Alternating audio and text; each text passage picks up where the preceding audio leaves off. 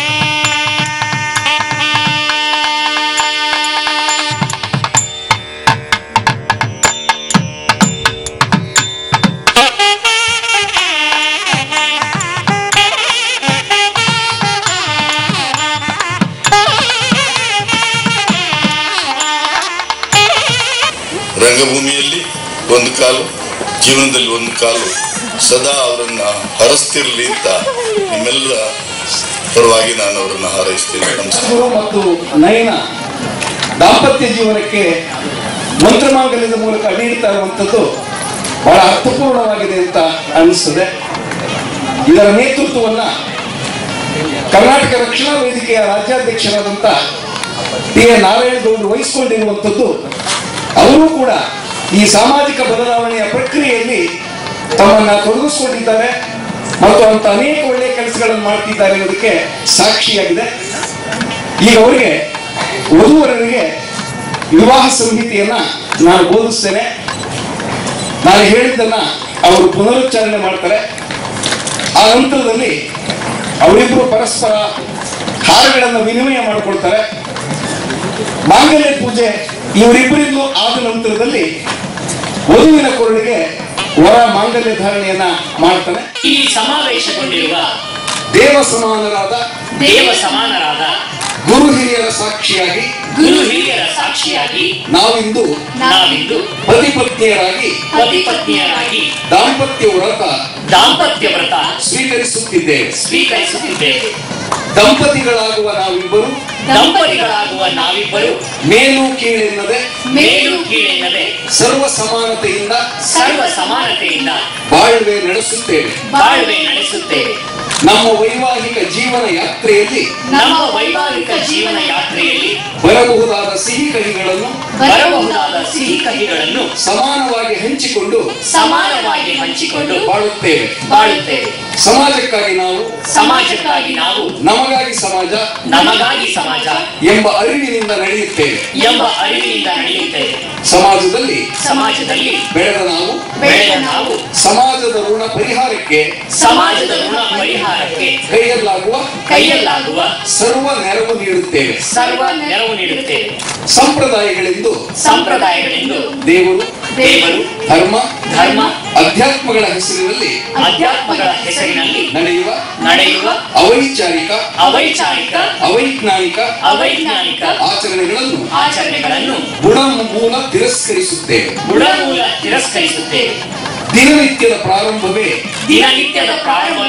ಶುಭ ಮುಹೂರ್ತವಾಗಿದ್ದು ರಾಹುಕಾಲ ಗುಳಿಕ ಕಾಲ ಯಮಗಂಡ ಕಾಲಗಳೆಂದು ವಿಂಗಡಿಸುವ ಅಜ್ಞಾನಿಗಳ ನಿಲುವನ್ನು ತಿರಸ್ಕರಿಸುತ್ತೇವೆ. ವರದಕ್ಷಿಣೆ ಕನ್ಯಾಶುಲ್ಕಗಳಂತಹ ಅನಿಷ್ಟ ವಿಧಾನ ವ್ಯವಹಾರಗಳಿಂದ ಮಾತಾಪಿತೃಗಳಿಗೆ ಮದುವೆಯ ದುಂದು ವೆಚ್ಚ ಹೊರೆಯಾಗದಂತೆ ನಮ್ಮ ಪರಿಸರದ ಜನರಿಗೆ ಸರಳ ಮದುವೆ ಆಚರಿಸಲು ಪ್ರೋತ್ಸಾಹಿಸುತ್ತೇವೆ. ಮದುವೆ ಎಂಬುದು ಪವಿತ್ರತಮವಾದ ದೀಕ್ಷೆ ಎಂದು ತಿಳಿದು ವೈವಾಹಿಕ ಜೀವನದಲ್ಲಿ ಆತ್ಮ ಸಂಯಮದಿಂದ ಬಾಳುವುದೇ ದಿವ್ಯ ದರ್ಶನ ಆತ್ಮ ಸಾಕ್ಷಾತ್ಕಾರ ಸಮಾಜ ಮತ್ತು ದೇಶ ಸೇವೆಯೇ ಮದುವೆಯ ಗುರಿ ಎಂದು ತಿಳಿದು ಬಾಳುತ್ತೇವೆ. ದಂಪತಿಗಳಾಗಿರುವ ನಾವಿಬ್ಬರು ಇಂದಿನಿಂದ ನಿರ್ಮಲ ಪ್ರೇಮದಿಂದ ಸತ್ಯನಿಷ್ಠರಾಗಿ ಸ್ವತಂತ್ರರಾಗಿ ಜಾತಿ ಮತಗಳ ಭೇದ ಮಾಡದೆ ಸಮಾಜದಲ್ಲಿ ಬಾಳುತ್ತೇವೆ. ರಾಷ್ಟ್ರದ ನಿಯಮದಂತೆ ದಂಪತಿಗಳಿಗೆ ಎರಡೇ ಮಕ್ಕಳಿರಲಿ ಎಂಬ ನಿಯಮಕ್ಕೆ ಬದ್ಧರಾಗಿರುತ್ತೇವೆ. ಏನೇ ಎಡರು ತೊಡರುಗಳು ಬಂದರೂ ಹಿಂದಾಗದೆ ನಮ್ಮ ಮಕ್ಕಳನ್ನು ವಿದ್ಯಾವಂತರನ್ನಾಗಿ ಮಾಡುತ್ತೇವೆ. ಮಂತ್ರಮಾಂಗಲ್ಯದ ಒಂದು ಸಂಹಿತೆ ಇದೆ, ಅದರ ಸಂಕ್ಷಿಪ್ತವಾಗಿರುವಂತಹ ರೂಪ.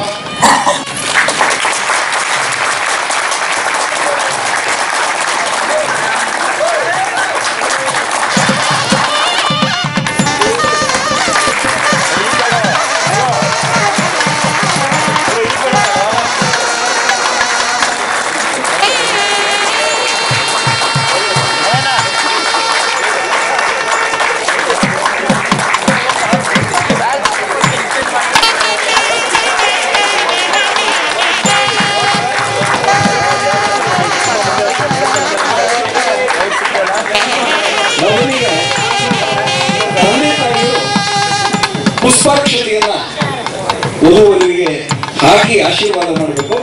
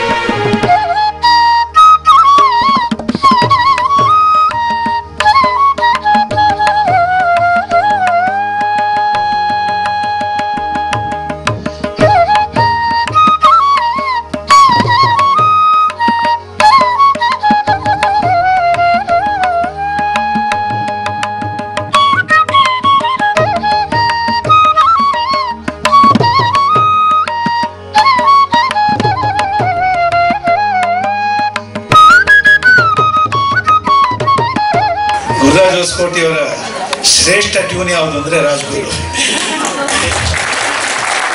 ಅವರು ಆ ಕಡೆ ಈ ಕಡೆ ಅಡ್ಡಾಡಿ ಒಂದು ಅದ್ಭುತವಾದ ಟ್ಯೂನ್ ಅನ್ನ ಕೊಟ್ಟಿದ್ದಾರೆ ಕನ್ನಡ ನಾಡಿಗೆ. ಗೊತ್ತಾಯ್ತದೆ? ಎಷ್ಟು ಜನ ಮಕ್ಕಳು ನಿಮ್ಗೆ ಅಂದೆ? 3 ಜನ ಅಂದ್ರು. ಮತ್ತೆ ಅವರು ಅಂದ್ರೆ ಒಂದೂವರೆ ಮಾಡ್ಕೊಳ್ಳಿ ಅಂದ್ರು. ಅದ್ಭುತವಾದ ಒಂದು ಟ್ಯೂನ್ ಅನ್ನ ನಮ್ಮ ಕನ್ನಡ ನಾಡಿನ ಸಾಂಸ್ಕೃತಿಕ ಲೋಕಕ್ಕೆ ಕೊಟ್ಟಿದ್ದಾರೆ. ಆ ಪುಣ್ಯಾತ್ಮ ಟ್ಯೂನು ಒಳ್ಳೆ ಟ್ಯೂನ್ ಮಾಡುವಂತ ಒಬ್ಬ ನಟಿನ ಜೊತೆಗೆ ಹಾಕೊಂಡಿದ್ದಾನೆ. ಇಬ್ರು ಚೆನ್ನಾಗಿ ಟ್ಯೂನ್ ಅಪ್ ಆಗಿದ್ದಾರೆ. ಒಬ್ಬ ಗಾಯಕ, ಇನ್ನೊಬ್ಳು ನಟಿ, ಅವರಿಬ್ಬರ ಸಮಾಗಮ ಅದ್ಭುತವಾಗಿ ಸಂಗೀತದ ತರ ಆಗಿದೆ. ಭರತ ಮುನಿಯ ನಾಟ್ಯ ಶಾಸ್ತ್ರದಲ್ಲಿ ಹಾಡು, ಸಾಹಿತ್ಯ, ಅಭಿನಯ ಸೇರಿದ್ರೆ ಸಂಗೀತ ಆಗುತ್ತೆ ಅಂತ ಹೇಳಿದ್ದಾರೆ. ಹಾಗೆ ಇಬ್ರು ಸೇರಿದ್ದಾರೆ. ಇನ್ನು ಅವರ ಬದುಕು ಅವ್ರದ್ದು ಸುಂದರವಾಗಿರುತ್ತೆ. ಯಾಕೆಂದ್ರೆ ಕನ್ನಡ ಅವರನ್ನ ರಕ್ಷಿಸುತ್ತೆ, ಸಂಗೀತ ಅವ್ರ ಸಂಸಾರವನ್ನು ಸಾಗಿಸುತ್ತೆ. ಆಗ್ತಾ ಬದುಕನ್ನು ನಿರಂತರವಾಗಿ ಚಲನಶೀಲವಾಗಿಡಬೇಕು ಅಂತ ಆಶೀರ್ವಾದ ಮಾಡ್ತಾ, ಮುಂದೆ ಈ ಪ್ರತಿಭೆಗೆ ತನ್ನ ಬದುಕಿನಲ್ಲಿ ಸಿಗಬೇಕಾದ ಎಲ್ಲ ವೇದಿಕೆಗಳನ್ನು ಕೊಡೋದಕ್ಕೆ ಹಂಸಲೇಖ ಮತ್ತು ವಿದೇಶಿ ವಿದ್ಯಾ ಕಾಲೇಜು ಸದಾ ಸಿದ್ಧವಾಗಿರುತ್ತೆ ಅಂತ ಹೇಳ್ತೇನೆ. ನಮ್ಮ ಗುರುಗಳು ಮಾತಾಡಿದ ಮೇಲೆ ಇನ್ನೇನು ಮಾತಾಡೋದಿಲ್ಲ. ಅದ್ಭುತವಾಗಿ ಮಾತಾಡಿ ಹಾರೈಸಿದ್ರು. ನಮ್ಮದು ಅದೇ ದಿಟ್ಟ ಏನಂತಂದರೆ, ಎಷ್ಟೋ ವರ್ಷದ ಹಿಂದೆ ಕುವೆಂಪು ಅಂತ ಮಹಾಕವಿಗಳು ಇಂಥ ಒಂದು ಕಲ್ಪನೆಯನ್ನು ಕಟ್ಟಿಕೊಟ್ರು. ಆ ರೀತಿ ಒಬ್ಬ ಮಹಾನುಭಾವ ಹೇಳೋದು ಸುಲಭ, ಅದನ್ನು ಆಚರಣೆ ಮಾಡೋದು ಕಷ್ಟ. ಅದಾದಮೇಲೆ ಇದೇ ಒಂದು ವಿಧಾನವನ್ನು ಅನೇಕರು ಪಾಲಿಸಿ ಮದುವೆ ಆಗಿದ್ದಾರೆ. ಇವತ್ತಿಗೂ ಕೂಡ ಎಷ್ಟೋ ವರ್ಷದ ನಂತರ ಈ ರಾಜಗುರು ದಂಪತಿಗಳು ಈ ವಿಧಾನವನ್ನು ಅನುಸರಿಸಿ ಒಂದು ಸರಳ ವಿವಾಹ ಆಗಿದ್ದಾರೆ. ನಿಜವಾಗ್ಲೂ ಇದನ್ನು ಇನ್ನು ಮುಂದೆ ಮದುವೆ ಆಗೋವರೆಲ್ಲ ಪಾಲಿಸಿ, ಹಾಗೆಯೇ ಒಳ್ಳೆಯದಾಗಿ ಈ ದಂಪತಿಗಳಿಗೆ ಈ ಒಂದು ಆನಂದವನ್ನು ಎಲ್ಲರೂ ನಾವಿಲ್ಲಿ ಒಂದು ಹಂಚ್ಕೊಂಡಿದ್ದೀವಿ. ಇದೇ ಆನಂದ ಸದಾಕಾಲ ಅವರಿಗಿರಲಿ ಅಂತ ಹಾರೈಸಿ ನಾನು ಮಾತು ಮುಗಿಸ್ತೀನಿ. ಟೀಚರ್ 2 ವರ್ಷದ ಮುಂಚೆ ಒಂದು ಮದುವೆ ಆಯಿತು. 6,000 ಜನ, ಸಿಕ್ಕಾಪಟ್ಟೆ ಪುರೋಹಿತರು, ಸಿಕ್ಕಾಪಟ್ಟೆ ದುಡ್ಡು, ಸಿಕ್ಕಾಪಟ್ಟೆ ಖರ್ಚು, ಸಿಕ್ಕಾಪಟ್ಟೆ ಟೆನ್ಷನ್. ಇದು ಎಷ್ಟು ಚೆನ್ನಾಗಿದೆ ಕಾನ್ಸೆಪ್ಟ್, ಅದ್ಭುತವಾದ ಕಾನ್ಸೆಪ್ಟ್ ಇದು.